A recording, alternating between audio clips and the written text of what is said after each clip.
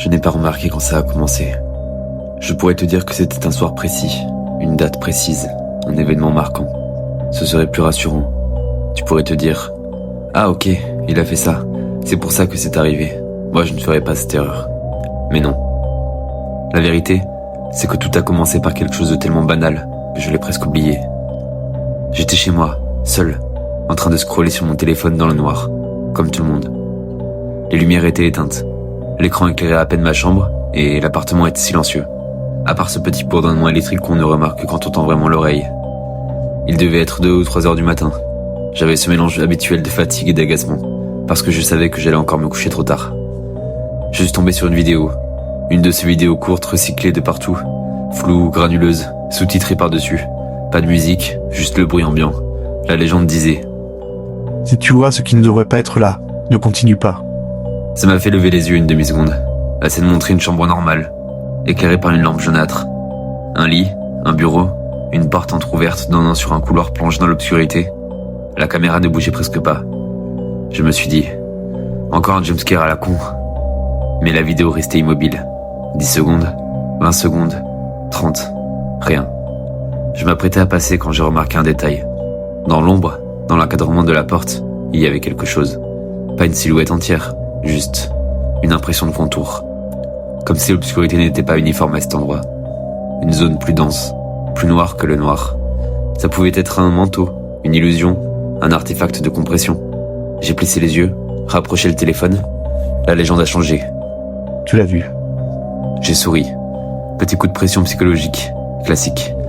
Je swipe pour passer à la vidéo suivante. L'application plante. Écran noir. Je relance. L'écran reste noir une seconde de trop, puis 2, puis 3. Quand l'image revient, ce n'est plus mon fil habituel. C'est la même vidéo. La même chambre, la même lampe jaune, la même porte entrouverte. Un compteur de secondes en bas. Sauf que cette fois, la porte est un peu plus ouverte. Et la zone noire est plus grande. Elle dépasse légèrement, comme une épaule. La légende. Ne tourne pas la tête. Et là, sans réfléchir, sans raison, j'ai failli le faire. Tourner la tête vers ma porte à moi. Elle était entrouverte. Évidemment en donnant sur le couloir sombre. J'ai senti une chaleur brève dans ma nuque, comme une main imaginée. J'ai bloqué le geste, j'ai soupiré. Ok, bien joué. Je ferme l'application, je verrouille le téléphone, écran noir. Mon reflet vague dessus. Derrière moi, la porte de ma chambre dans l'ombre. Et dans ce reflet, juste une fraction de seconde, j'ai cru voir quelque chose de trop haut pour être un humain, debout dans mon couloir. J'ai allumé la lumière immédiatement. Couloir vide. Je me suis traité d'imbécile. J'ai posé le téléphone, j'ai bu de l'eau. Je suis allé me coucher. Je ne me suis pas rendu compte que j'avais déjà accepté son existence. La nuit suivante, j'étais encore sur mon téléphone. Pas sur la même appli. Je n'y pensais même plus. Je lisais simplement un article sans intérêt quand l'écran a fait un flash. Juste un glitch. Une sorte de bande grise. Un carré de pixels morts. Au milieu de cette interférence, j'ai cru voir, encore, une silhouette disproportionnée. Grande, filiforme, les bras beaucoup trop longs. Je cligne des yeux, tout revient à la normale. Je fais défiler une image, 2, 3. Entre deux contenus, une frame isolée, si rapide que j'aurais pu penser l'avoir imaginé. La porte de ma chambre, ouverte, et quelque chose de noir, sans visage, penché dans l'embrasure, ses mains touchant presque le sol. Je me suis redressé. Je me suis dit, ok, stop. C'est moi, c'est la fatigue. Je pose le téléphone. La pièce est silencieuse. Trop. Il y a un moment où le silence devient lourd, où ton cerveau commence à l'isoler des sons inexistants. Un frottement, un souffle, un craquement du bois. Je les ai entendus, dans le couloir, comme si quelque chose frôlait le mur avec ses doigts. Je me suis levé, en me forçant à garder les yeux sur le mur d'en face. Je me suis dit une règle, sans savoir d'où elle venait. Ne pas regarder directement, ne pas lui donner l'angle. Je suis allé jusqu'à l'interrupteur, la main légèrement tremblante. Cliquetis, lumière, couloir vide. Mais dans le coin extrême de mon champ de vision, pendant un instant, j'ai vu une jambe noire disparaître derrière l'angle du mur. Trop longue, articulée bizarrement, comme pliée dans le mauvais sens. Quand j'ai tourné la tête, évidemment, il n'y avait rien. Les nuits suivantes, il s'est montré plus souvent. Pas devant moi, pas en face, toujours en marge, dans un reflet de fenêtre, dans le noir de l'écran éteint, dans le petit rectangle noir de la télé quand elle est off. Sa forme n'était jamais nette, mais il avait des constantes. Trop grand, pas de traits visibles, une densité étrange, comme si c'était une absence de lumière incrustée dans la réalité. Et toujours ses bras, comme deux lignes qui descendent jusqu'à presque traîner par terre. Je ne l'ai jamais vu bouger. Il était déjà un peu plus près, ou un peu plus tourné vers moi, d'une observation à l'autre. J'ai commencé à mal dormir. Ça paraît évident. Mais ce n'était pas que ça. Ça ne s'arrêtait pas au sommeil. Il s'invitait dans ma vision du jour. En pleine réunion, en visio, écran figé une seconde, et derrière le reflet, dans la vitre sombre, il était là, en arrière-plan. Dans mon couloir, juste derrière ma porte. Quand j'allais aux toilettes la nuit, je sentais cette présence à ma gauche, dans le salon plongé dans le noir. Quand je suis passé devant le miroir de la salle de bain, pendant une fraction de seconde, mon reflet n'était pas seul. Et puis, il y a eu la première règle explicite. C'était un mercredi. Je scrolle mécaniquement, tout va trop vite, trop bruyant. L'algorithme mélange horreur, recettes, extraits de films, et soudain, un écran fixe, noir, texte blanc. Tu l'as déjà vu. Maintenant, ne compte plus. Je n'ai pas compris. Je l'ai lu 3 fois. Ne plus compter quoi? Les jours? Les fois où je l'ai vu? Les secondes où il me regarde? En bas, un message minuscule. Ne mentionne jamais sa présence à voix haute. Je t'assure, je n'avais encore rien dit à personne. Je ne l'avais même pas formulé pour moi-même. Mais le fait de lire cette phrase a figé quelque chose dans ma gorge. À partir de là, chaque fois que j'essayais de chuchoter, je crois que je vois quelque chose chez moi. Mes cordes vocales lâchaient. Ma gorge se serrait comme si j'allais vomir. Aucune voix ne sortait. Tu imagines la sensation? Vouloir parler, sentir l'air bloqué par une pression froide, comme une main interne qui t'étrangle doucement. Il ne voulait pas être nommé. Les règles se sont ajoutées avec le temps. Pas par un texte clair, par déduction, par punition. J'ai essayé de le prendre en photo. Un soir, j'étais au lit, lumières éteintes. L'écran de mon téléphone reflétait ma silhouette. Dans le reflet derrière moi, debout dans le coin de ma chambre, quelque chose d'énorme, dont la tête touchait presque le plafond. Mon cœur a explosé dans ma poitrine. L'air est devenu lourd, épais.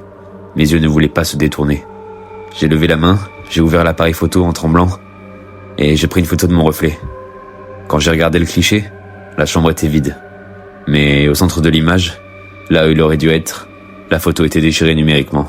Un trou de pixels noirs qui vibrait, comme une blessure dans l'image. L'écran a gelé.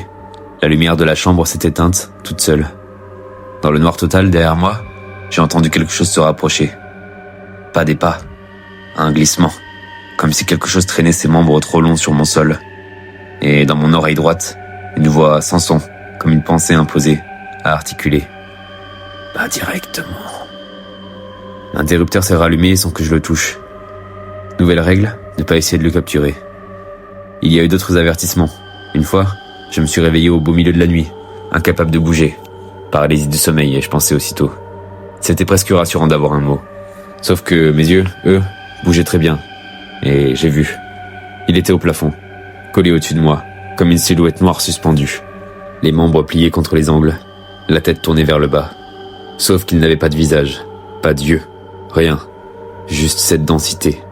Mais je savais qu'il me regardait. Ses bras ont commencé à se déplier, lentement. 2 lignes noires ont glissé le long des murs, jusque de chaque côté de mon lit. Ses mains ont approché ma tête sans la toucher. La pression dans ma poitrine est devenue insupportable. Mon cœur battait trop fort. Mes oreilles bourdonnaient. Et la même voix mentale. Ne ferme pas les yeux sur moi. Je les ai gardés ouverts, jusqu'à ce que les larmes coulent toutes seules. Quand j'ai enfin pu bouger, il n'était plus là. Mais l'empreinte de ses doigts invisibles brûlait autour de mon crâne. Pas des marques physiques, une sensation. Comme si, à partir de cette nuit, quelque chose en moi lui appartenait. Nouvelle règle, ne pas fermer les yeux quand il est là. Tu commences à comprendre le piège? Il ajoute des règles. Il les grave en toi. Tu ne sais jamais si tu en feras une nouvelle. Je ne sais pas pourquoi il m'a choisi. Il ne parle pas. Pas normalement. Il impose. Des impressions. Des interdictions. Et surtout, cette certitude. Il était là avant que je le voie. La vidéo, le glitch, ce n'était pas une invocation. C'était un aveu. Un test pour savoir si j'allais le remarquer. Si tu vois ce qui ne devrait pas être là, ne continue pas. Mais j'ai continué, en fixant, en cherchant.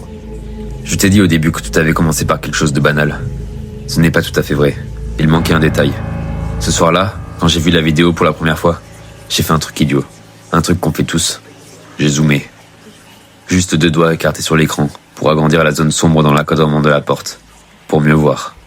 Et à ce moment précis, pendant une microseconde, ce n'était plus la chambre de la vidéo. C'était ma chambre, ma porte, mon couloir. Et dans le noir, cette forme, beaucoup trop grande pour exister, tournait vers moi. C'est là que j'ai établi le contact. C'est là que je l'ai laissé comprendre que je pouvais le distinguer. Et il n'oublie pas ceux qui le voient. Pourquoi je raconte tout ça alors ? Tu te dis peut-être, tu enfreins la règle, tu en parles. La règle dit, ne jamais le mentionner à voix haute. Écrire, c'est différent, pour l'instant.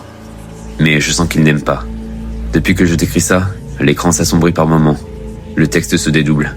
Certains mots se noircissent plus que les autres, comme s'ils allaient tomber du fond blanc. Je sais qu'il lit en même temps que toi. Il est sûrement derrière moi. Il est presque toujours, désormais. Juste hors de mon champ de vision direct. Si je tourne trop vite la tête, il recule. Il s'étire le long du plafond, ou se plaque dans un coin. Mais si je regarde dans un reflet, je le vois. Si je filme, je vois la blessure noire dans l'image. Tu veux une dernière règle ? La seule qui compte vraiment ? Ne vérifie pas. Ne teste pas. Ne commence pas à regarder dans les coins sombres en te disant « Je veux voir si je le vois aussi ». Ne rallume pas ton écran pour inspecter le noir derrière ton reflet. Ne repasse pas cette sensation en boucle. Il ne vient pas à tout le monde. Il vient à ceux qui passent du doute à l'attention, de l'attention à la recherche, de la recherche à la reconnaissance. Ce texte, c'est une contagion. Tu es en train de te demander si ton écran a légèrement assombri, là, maintenant ? Si ce reflet, juste en haut, n'est pas un peu plus grand que toi ? Si la silhouette que tu vois dans le coin de ton œil est une ombre normale ? Ou quelque chose de trop vertical ? Trop immobile ? Si c'est le cas, arrête de lire. Parce qu'à partir du moment où tu te dis « Je crois que je le vois », il te remarquera lui aussi. Et tu apprendras vite, toi aussi, à ne pas le filmer, à ne pas prononcer son existence, à ne pas fermer les yeux quand il est là. Et surtout, à ne plus jamais compter les nuits où tu as la chance de ne le voir qu'à moitié.